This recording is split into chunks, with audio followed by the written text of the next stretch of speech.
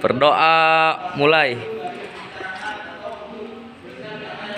Berdoa selesai, berikan salam.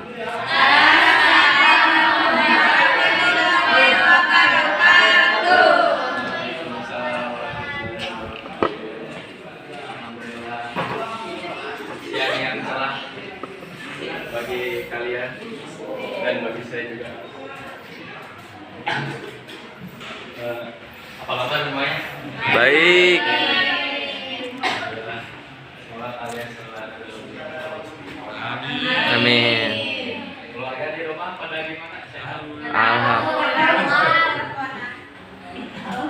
Lagi di pesantren, Pak. Untuk pertemuan kali ini, maksud saya untuk pertemuan kali ini materinya adalah tolong menolong.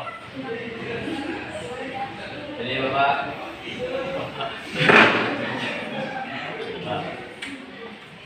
Bapak akan menyampaikan tolong menolong kepada hakikat tolong menolong kepada kalian, biar kalian menjadi orang-orang yang baik. Amin.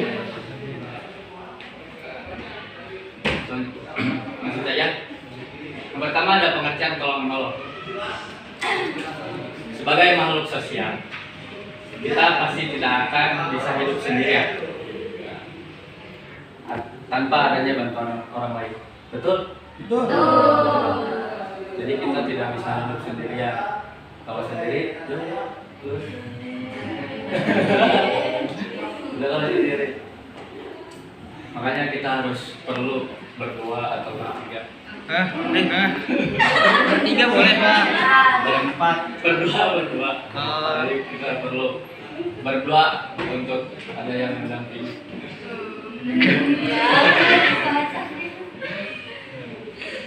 Karena kita adalah makhluk sosial yang butuh terhadap bantuan orang lain.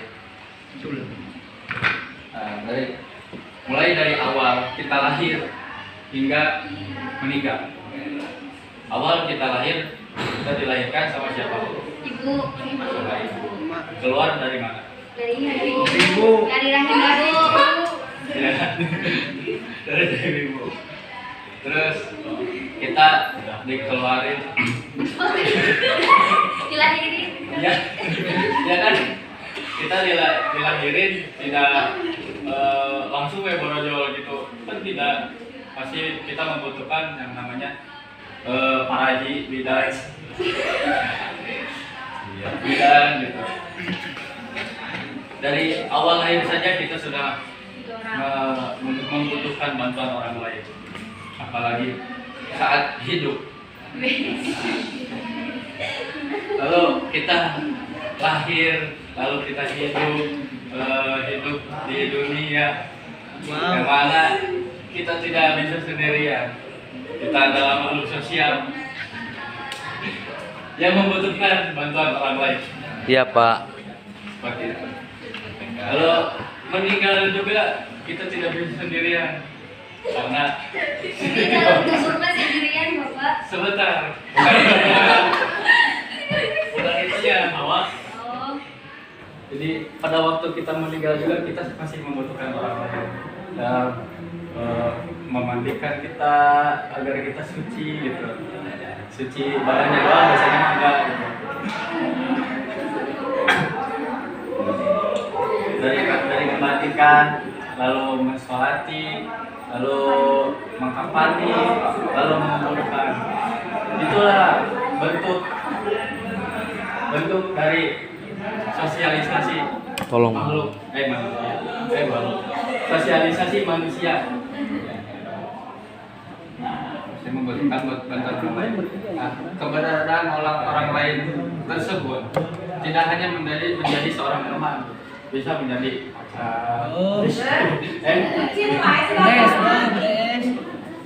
mohon maaf itu tidak untuk ditiru, tadi saya hanya bergurau. Anak sehat. Tidak hanya seorang teman, maksudnya keluarga, sahabat gitu. Bini sehat bini, Pak? Enggak. dalam melakukan sesuatu, baik itu aktivitas di bidang ekonomi, sosial, budaya, politik, dan lain-lain. Bahkan dalam urusan ibadah kepada Tuhan pun kita juga membutuhkan bantuan orang lain. Seperti itu. Contohnya apa, Pak? Jadi contohnya ya, kita akan beribadah kepada Tuhan, kepada Allah gitu. Melalui apa ya? Masjid. Melalui orang lain gitu. Misalnya seperti tadi kita bersedekah ke orang lain, itu kan untuk sedekah kita diterima oleh Allah, kita membutuhkan orang lain untuk disedekahi. Seperti itu. Ya. Dan harus didasari juga dengan keikhlasan agar menjadi pahala. Seperti itu. Pak nyimeng ya? Jadi ini hubungan dengan jadi tolong menolong ini adalah hubungan hablum minanas dan hablum minallah juga. Seperti itu. Lalu semua agama dan keyakinan pasti memiliki aturan mengenai kewajibannya membantu sesama agama. Dulu saya masih ingat Bu Ella bilang gini. Gimana sahab? Bu Ella bilang gini, semua agama itu baik, tapi tidak semua agama itu benar. Karena yang benar itu hanya Islam, menurut orang Islam. Seperti itu. Jadi semua agama itu mengajarkan kebaikan. Ada, ya terutama kebaikan saling tolong menolong. Dan caranya itu berbeda-beda, banyak lah. Lalu dalam Pancasila juga, dasar negara kita juga diatur sedemikian rupa, yakni dalam sila kedua yang berbunyi manusia yang adil dan beradab.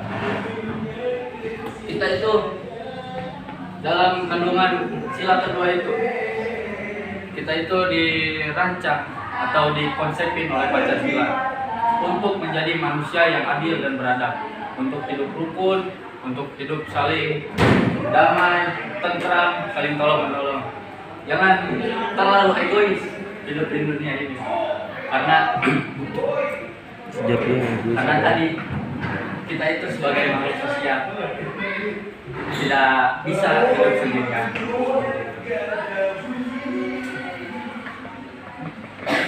Lalu kegiatan saling tolong menolong itu tidak memandang atau membedakan adanya ras, suku, bangsa, agama, keturunan, sosial. Jadi kita jika kita akan melakukan tolong menolong, tidak boleh memandang apapun. Ketika mereka yang sedang kesusahan, mereka yang sedang kesusahan, lalu kita bisa menolongnya, maka tolonglah.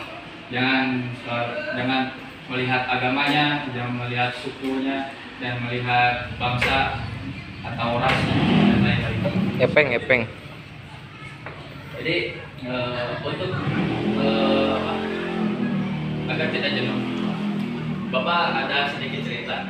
Namun nanti cerita itu harus kalian ambil hikmahnya. Jadi hikmahnya nanti saya akan sebut satu persatu, panggil satu persatu untuk mengungkapkan hikmahnya itu apa. Nah, jadi begini.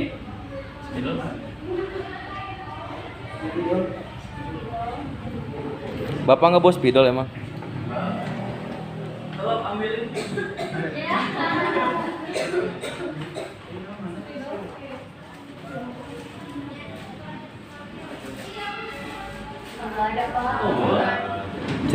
Ceritain Pak.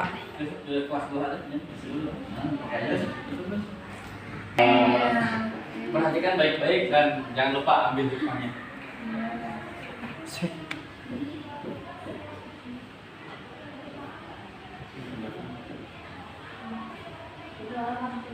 Masjid, Pak.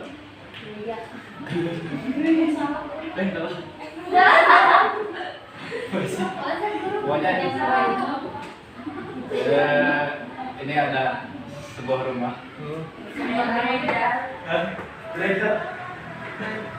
Jadi sebuah rumah. Di sini ada orang tua yang sedang duduk sambil ngopi sambil baca koran. Seperti itu. Lalu si orang tua ini adalah tokoh masyarakat di kampung tersebut. Bisa jadi lurah atau RT atau RW. Pokoknya orang penting gitu. Jadi, nah di dekat rumahnya di sini.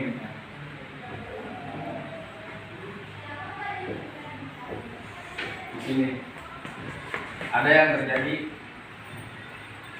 laka lantas. Tabrakan. Kecelakaan lalu lintas. Di sini, yaitu motor tabrak gitu. Motor tabrakan gitu ya. Tabrakan motor di sini. Lalu banyak yang ngerumunin orang. Karena si orang tua ini tokoh masyarakat, ada salah satu orang yang bermain di sini pergi kepada si bapak ini, si orang tua ini, meminta tolong kayak gini, Pak, tolong itu ayah mau kecelakaan di pertigaan. Si bapak ini nanya, siapa namanya? Karena si orang tadi yang bilang ke si bapaknya nggak tahu namanya, jadi seorang ini nanya dulu ke sini, nanya dulu, lihat dulu siapa namanya, cari dulu identitasnya, ada tuh namanya, langsung balik lagi ke sini. Pak, namanya si Alek misalnya gitu, namanya si Alek. Oh si Alek, orang mana si Alek teh? Ke si bapak teh, si itu kan tak ada apa ya? Balik deh ke dia nanya, orang mana si Alek cina? Ditinggalin dia identitasnya. Orang dia aku mau. Kedengaran lagi itu.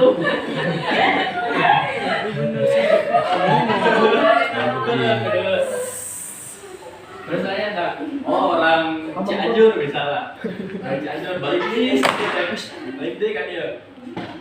Guys, orang Cianjur Pak, orang Cianjur, tanya ke agama nanawa aja.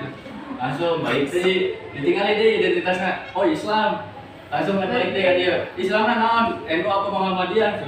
NU Pak, balik deh kan dia. Terus balik deh kan dia. Guys, Pak NU, oh NU cina.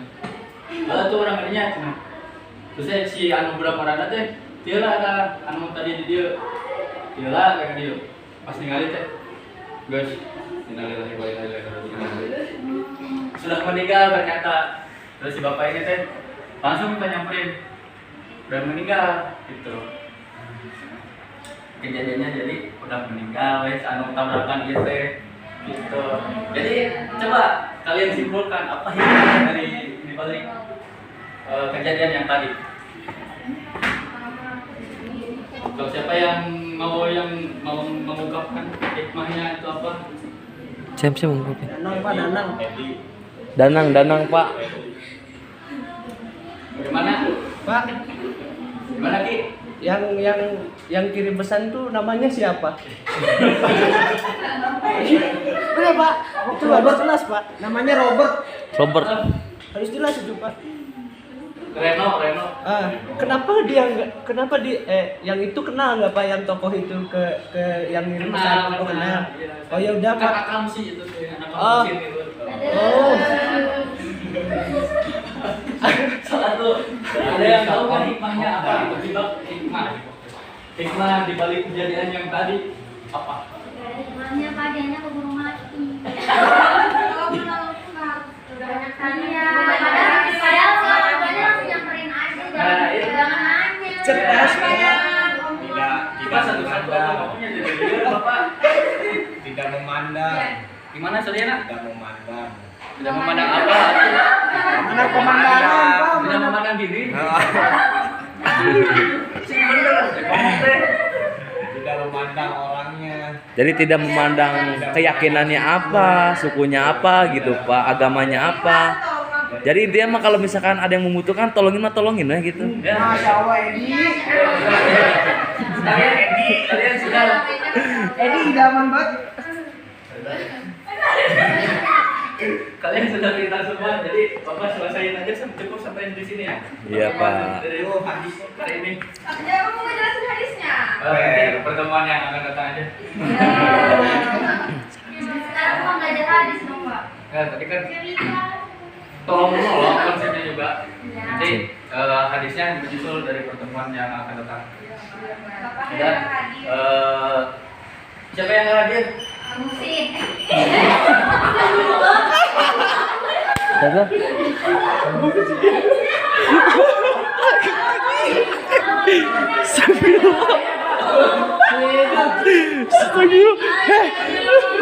Di sawah. Musin mana awak? Enggak, itu pas sakit. Oh, sakit sih. Maman. Maman kemana Maman? Maman setruk Pak orang tuanya. Sudah. Untuk pertemuan kali ini dicukupkan sampai sini. Terima kasih atas perhatiannya. Kurang lebihnya mohon dimaafkan. Doa. Wabillahi taufiq wal hidayah. Wassalamualaikum warahmatullahi wabarakatuh.